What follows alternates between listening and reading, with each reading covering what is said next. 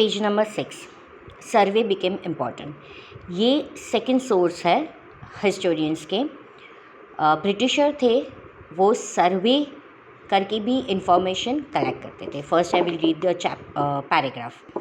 The practice of surveying also became common under the colonial administration. British believed that a country had to properly known before it could be effectively administered. ये first paragraph में ये समझा रहे हैं कि britisher जो थे colonial, जब यहाँ पे देखो वर्ड आ रहा है कलोनियल में, जब भी इस बुक में कलोनियल में जब भी पढ़ूंगी यू हैव टू अंडरस्टैंड इसका मतलब है ब्रिटिश रूल। कलोनियल एडमिनिस्ट्रेशन यानी कि मैं ब्रिटिशर की बात कर रही हूँ।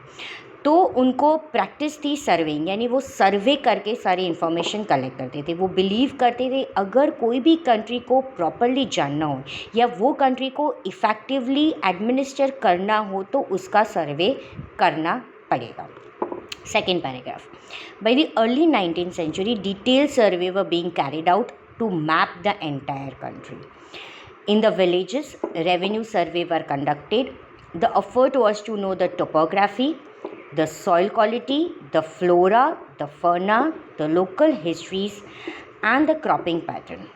All the facts seen is necessary to know about to administer the region. From the end of the 19th century, census operations were held every 10 years. This prepared detailed record of the number of people in all the provinces of India, noting information on caste, religion and occupation.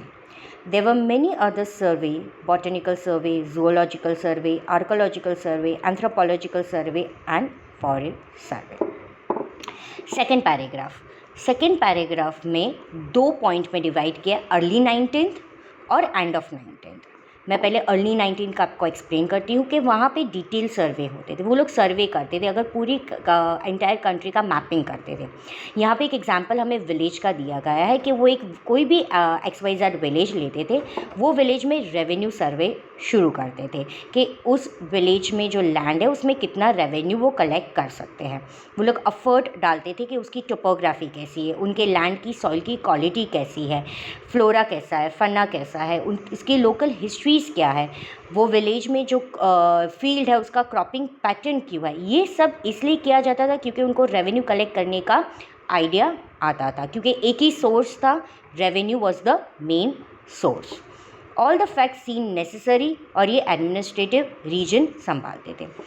अब इसका second part है कि end of 19th century में census operation होता था, यानी कि census counting जो हम अभी भी फॉलो करते हैं, एवरी 10 ईयर पॉपुलेशन काउंटिंग।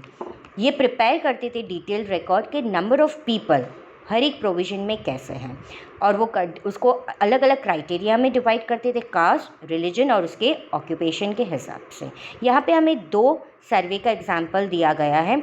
उसके अलावा दूसरे कौन कौन से सर्वे, बॉटनिकल, ज़ूलॉजिकल, आर्कियोलॉजिकल और एंथ्रोपोलॉजिकल सर्वे।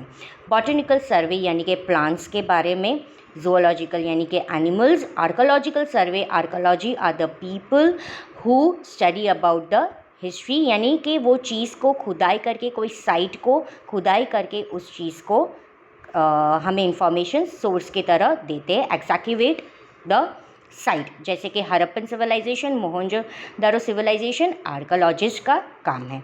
और यहाँ पे लास्ट सर्वे एंथ्रोपोलॉजिकल सर्वे, ये सर्वे है studying about a particular human origin, कि ये ह्यूमन ओरिजिन है वो कहाँ से आया, उसकी कस्टम, उसकी बिलीफ, उसकी डेवलपमेंट। और फॉरेस्ट सर्वे, तो ऐसे अलग अलग सर्वे भी हुआ करते थे। तो ये सारे सर्वेज और ये सारे सोर्सेज से भी हिस्टोरियन को इन्फॉर्मेशन मिलते